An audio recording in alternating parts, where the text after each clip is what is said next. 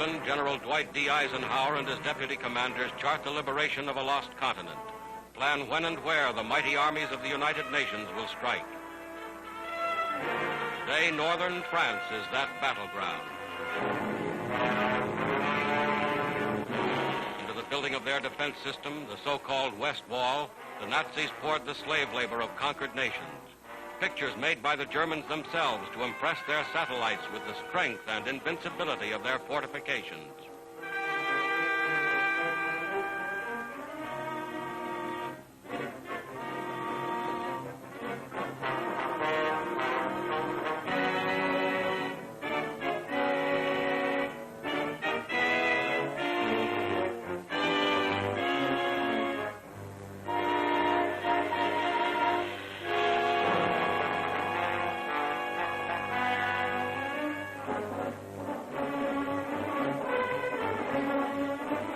Within steel and concrete emplacements, 4 years in the making, the Germans have amassed every known weapon of defense. Whether those weapons are enough to stop the Allied onslaught will be proven in the struggle that lies ahead.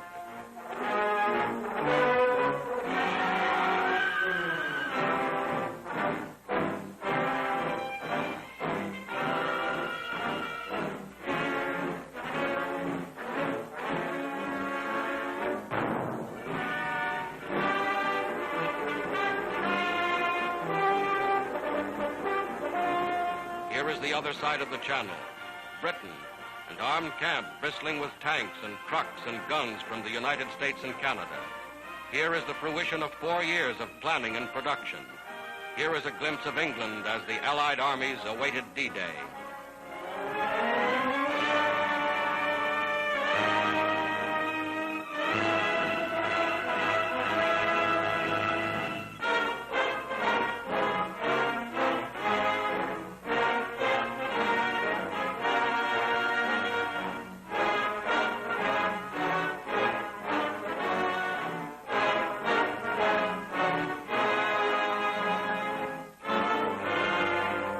Locomotives built to run on continental railways, freight cars and tank cars to replace rolling stock destroyed by the Germans. All this and more is included in the gigantic preparation for invasion. Here is something of the gigantic naval armada assembled to transport the Allied armies across the English Channel.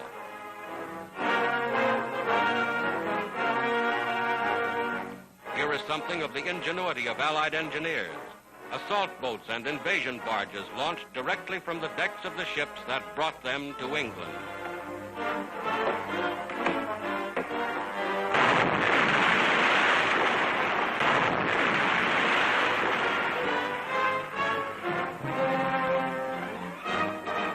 Week after week, the fleet grew in numbers. Steel ships of every description, ships expressly designed and constructed for the mission upon which soon they were to embark.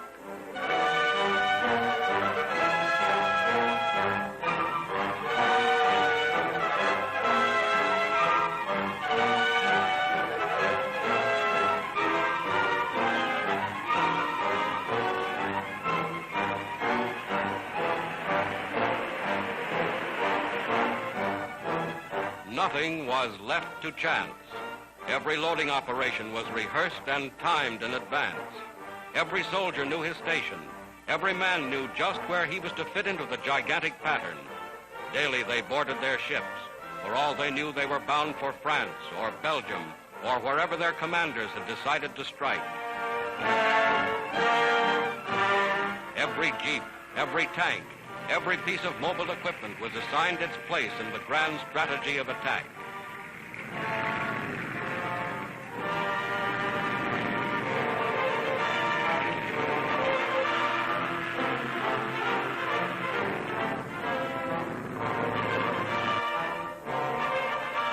Then on the 5th day of June, 1944, just as you see them here, a fleet of more than 4,000 ships put out from England.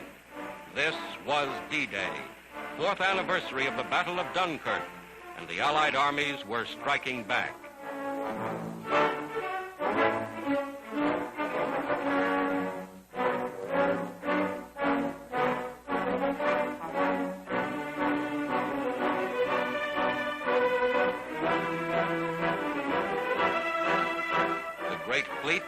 underway.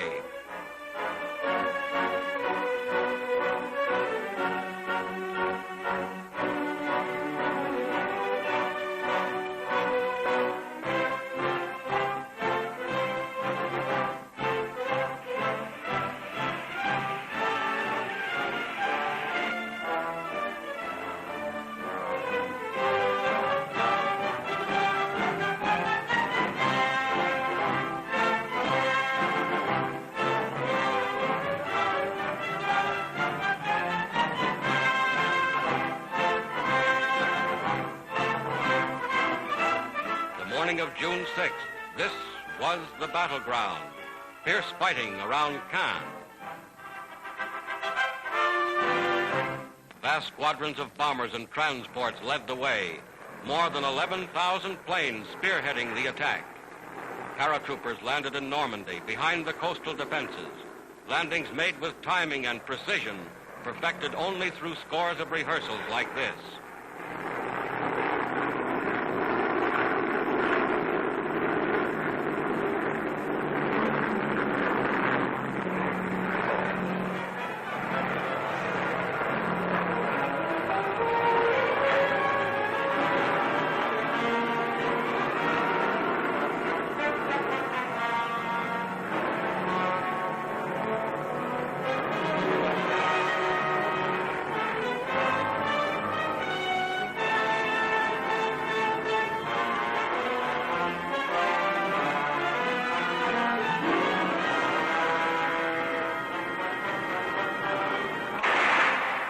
Barges approach shore ready for instant action.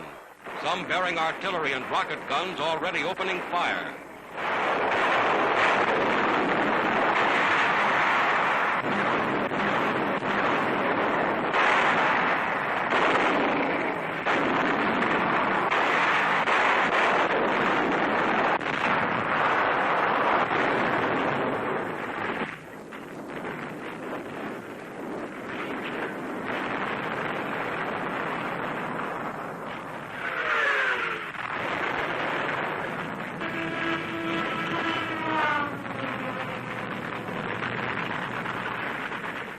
Today, just as in these scenes, the armies of the United Nations have made their first landings on the soil of Western Europe.